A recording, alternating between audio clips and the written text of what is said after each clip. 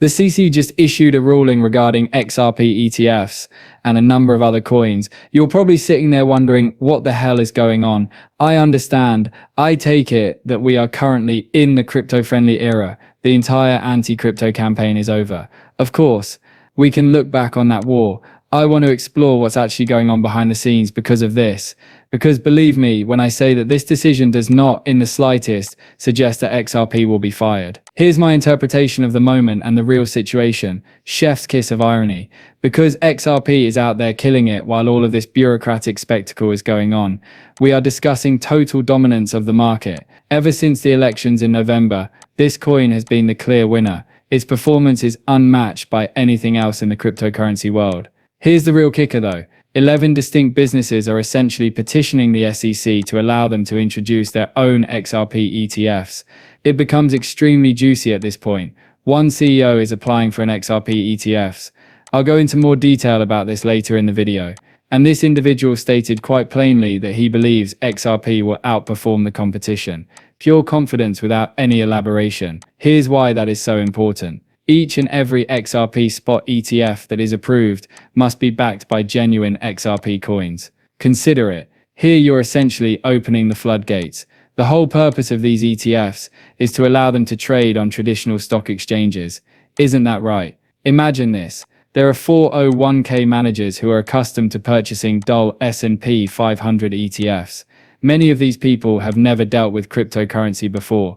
They have no intention of tampering with Coinbase.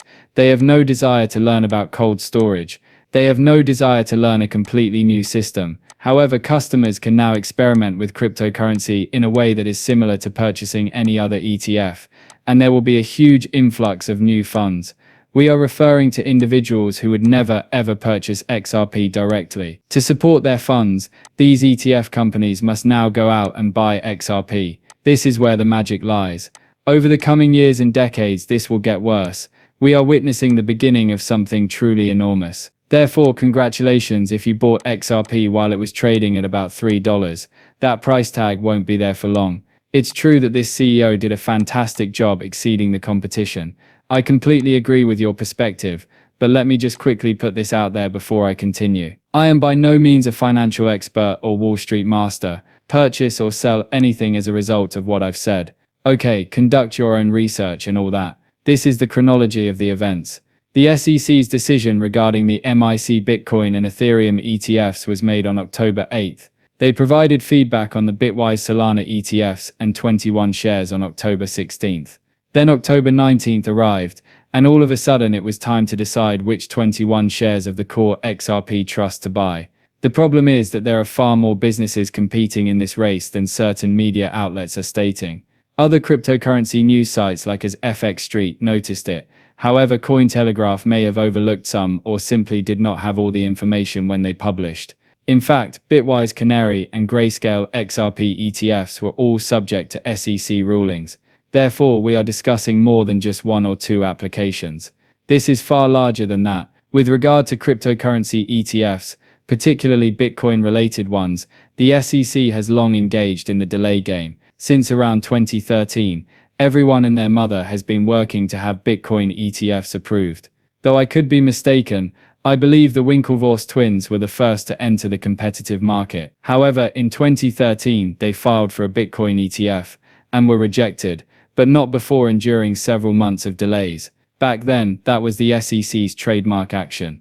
When it comes to cryptocurrency, they already knew under the previous administration that they wouldn't accept jack squat. However, they played a slow-motion rejection game rather than simply saying no right away. Another delay. Another delay. Businesses would repeatedly file applications in the hopes that something would change this time. No, the same tale. The SEC simply continued kicking the can down the road, even though they knew exactly what they were going to do from the beginning. The problem is that I don't believe that's what's going on right now. Not even close. It's obvious that the current SEC genuinely wants to open up these markets. To make this happen, they are biting at the bit, and the president is giving direct orders for that, right from the top. In fact, our government is the first in American history to be truly pro-crypto. Now that Paul Atkins is in charge of the SEC, I can assure you that they will handle this matter with ease. This is essentially a done deal in my opinion, and it will most likely occur much sooner than most people anticipate. Then why are there so many delays? This is my hypothesis. Right now, the SEC is essentially creating this extensive, all-inclusive set of rules for digital assets. Right now, that is basically their primary gig. Logically, you don't want to approve things at random and then discover that there are strange discrepancies between various coins. Before they begin rubber stamping spot ETFs left and right, they want to make sure everything is in order. It is preferable to have a strong structure initially, following which everything will go more smoothly. In any case, that's my best guess, and I'm rather certain that's what's taking place. One thing is certain though, the SEC is now fully on board with cryptocurrency. There is no question about that. To be honest, it isn't keeping me up at night. People, it's coming. It will undoubtedly arrive. And this is something interesting that Bill Morgan, a lawyer in the XRP community, brought up that truly made me stop and ponder. Decisions don't have to be made in October just because they set certain deadlines. If they chose to, they could break the news almost any day. Now consider this situation. Isn't this bull market still going strong? It would be like putting gasoline on a bonfire if ETF approval news were to be released before this cycle peaks, when everything becomes extremely bubbly and finally bursts. This is significant catalyst territory. Therefore, other significant news may be released at the same moment. And that's precisely what the attorney is trying to say. According to him, all of these spot ETFs, including the XRP ones, will now be delayed until the end of October 2025. Additionally, remember Ripple's July application for a banking license. The OECD guidelines state that they usually make these decisions in 120 days. This implies that before the end of October, a number of significant announcements might be made all at once. Imagine this situation. Assume that XRP is already surging and that the bull run is still going strong. Then all of a sudden you are confronted with such news. When the market is in that insane state of euphoria, even the slightest positive update might cause everything to skyrocket. Imagine then hearing that Ripple's application for a bank account been accepted. That in itself is hugely encouraging news.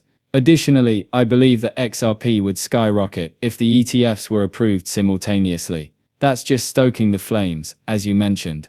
This monster has the potential to soar considerably higher than we anticipate. In essence, he is stating that further investigation into this Ripple National Bank charter proposal would be fantastic. The problem is that their company plan's juicy features are all hidden away as proprietary information.